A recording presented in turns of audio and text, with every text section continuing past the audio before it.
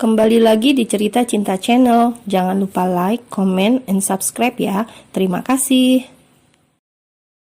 Sementara itu, di tempat yang berbeda, di sebuah ruangan yang tertutup dan tidak begitu jauh dari ballroom, Agam tengah menghimpit Baby pada dinding.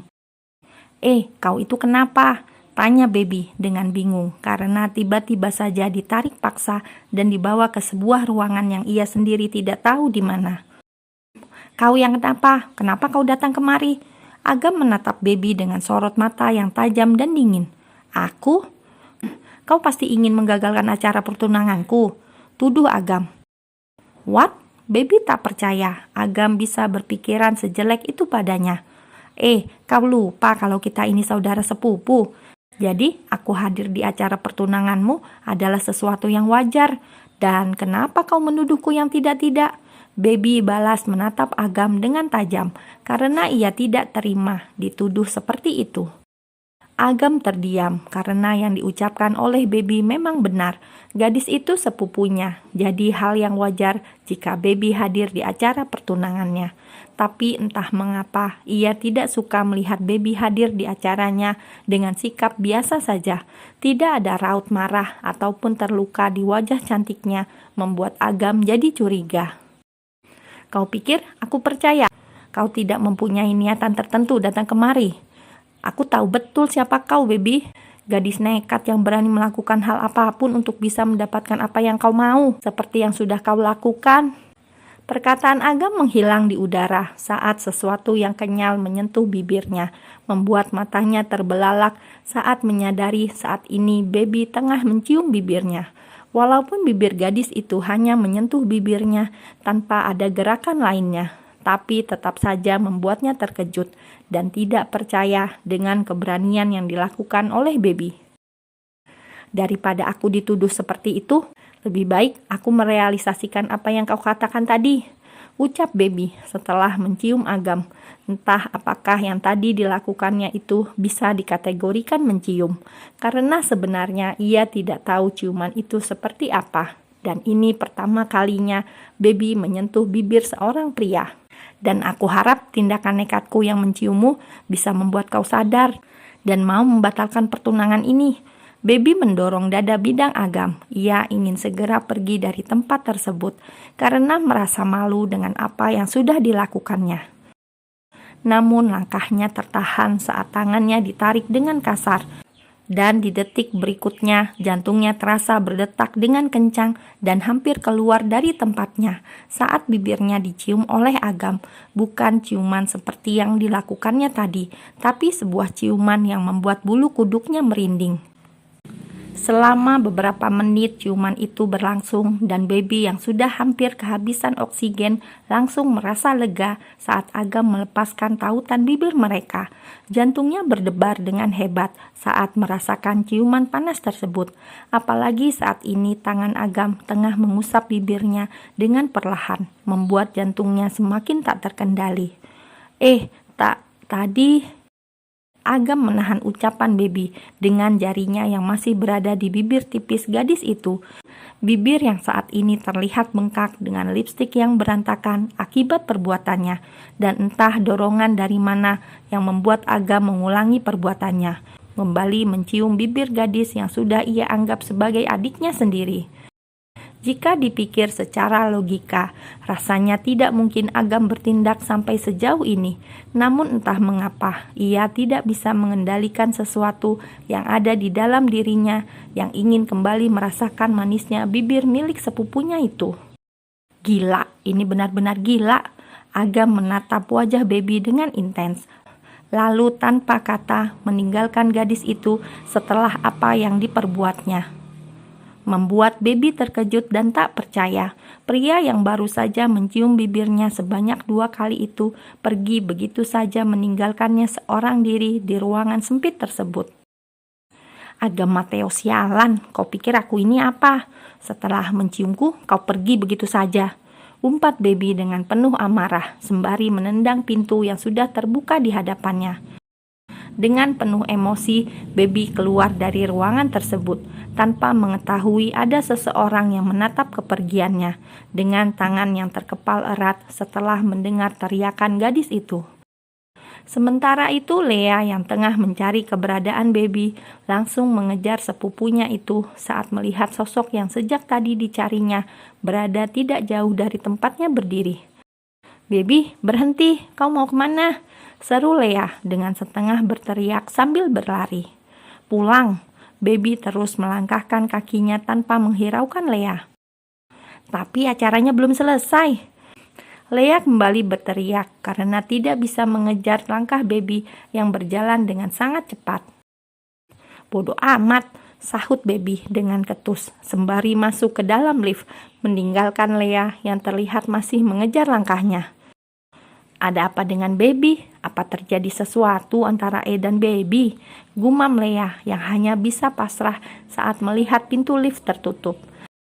Karena merasa khawatir dengan keadaan baby, Lea segera menghubungi Boy Arbeto untuk memberitahukan pada sepupunya itu kalau adiknya keluar dari ballroom seorang diri. "Dasar brengsek, kau benar-benar brengsek," umpat baby dengan berteriak. Ia tidak takut banyak orang yang akan melihat dan mendengar teriakannya, karena saat ini tidak ada siapapun di taman tersebut. Taman yang letaknya tidak jauh dari hotel tempat diadakan acara pertunangan Agam dan Cindy. Dua kali kau menciumku, Agam Mateo, dan kau pergi begitu saja," umpat baby dalam hati. "Siapa yang brengsek?" Dek, baby langsung menatap ke arah belakang dan melihat pria yang sangat ia kenali. "Sky? Siapa orang brengsek yang kau katakan tadi?" Sky langsung duduk di samping Lea, menatap wajah cantik yang terlihat sedang marah dan sedih. "Bukan siapa-siapa."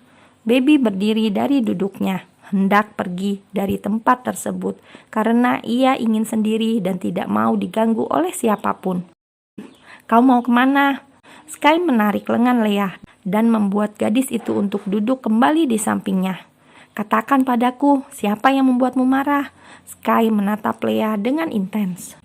"Sudah aku bilang bukan siapa-siapa. Lagi pula, kenapa kau ada di sini? Bukankah acaranya belum selesai?" tanya baby dengan bingung karena tiba-tiba saja pria itu ada di taman bersamanya. "Seharusnya yang bertanya seperti itu adalah aku. Kenapa kau ada di taman? Bukankah acara keluargamu belum selesai?" "Hei, jangan menjawab pertanyaan dengan sebuah pertanyaan," ucap baby dengan ketus. Membuat Sky tertawa saat melihat wajah Lea yang semakin cantik saat gadis itu sedang marah, dan tanpa sadar tangannya mengusap pipi Lea di mana terdapat lesung pipi yang begitu menarik perhatiannya sejak pertama kali bertemu. "Berani kau menyentuhnya," ucap seseorang dari belakang, membuat baby dan Sky langsung menatap ke arah sumber suara. "Kak Mars?" Baby yang terkejut langsung berdiri dari tempat duduknya lalu menghampiri sepupunya itu. Sementara itu, Sky yang juga terkejut melihat sosok saudara kembar Venus menjadi semakin terkejut saat tahu Lea mengenal sosok Mars Graham. "Kak Mars sedang apa di sini?" tanya baby dengan gugup. "Aku yang seharusnya bertanya, sedang apa kau di sini? Dan siapa pria itu?" Mars menatap pria yang berdiri tidak jauh dari tempatnya berada. Aku..." Baby tidak tahu harus menjawab apa, karena tidak mungkin ia menjawab dengan jujur alasannya berada di taman tersebut. "Mars, apa kabar? Lama tidak berjumpa." Sky berjalan menghampiri saudara kembar Venus saat melihat Lea yang gugup dan ketakutan menjawab pertanyaan dari Mars. "Siapa kau?" Mars menelisik wajah yang tidak begitu asing baginya. Sky Dwight." Ia mengulurkan tangannya. Mars hanya diam tidak menerima uluran tangan tersebut, menatap sosok di hadapannya dari atas sampai bawah sambil mengingat-ingat dengan jelas siapa pria yang bernama Sky Dwight. "Tunggu dulu, bukankah kau itu pria yang pernah mendekati Venus adikku?" tanya Mars saat teringat pada sosok tersebut. "What? Kau pernah menyukai Kak Venus?" sahut baby dengan wajah yang terkejut. "Ya, bisa dikatakan seperti itu." Sky menggaruk tengkuknya yang tidak gatal, menatap Lea dan Mars bergantian. Membuat baby terkejut mengetahui Sky mengenal Mars, bahkan pernah menyukai sosok Venus. Sementara Mars kembali menelisik sosok Sky yang terlihat banyak berubah.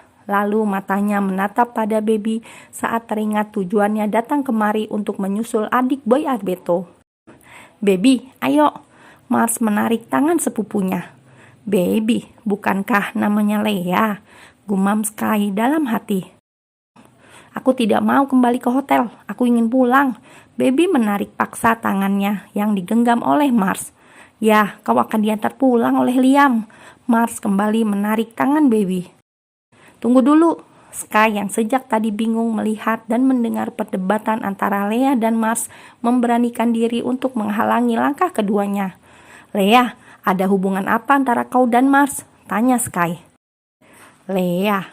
Mars menatap Baby sembari menautkan kedua alisnya. "Dia itu Baby, bukan Lea," ucap Mars. "Baby, tapi..."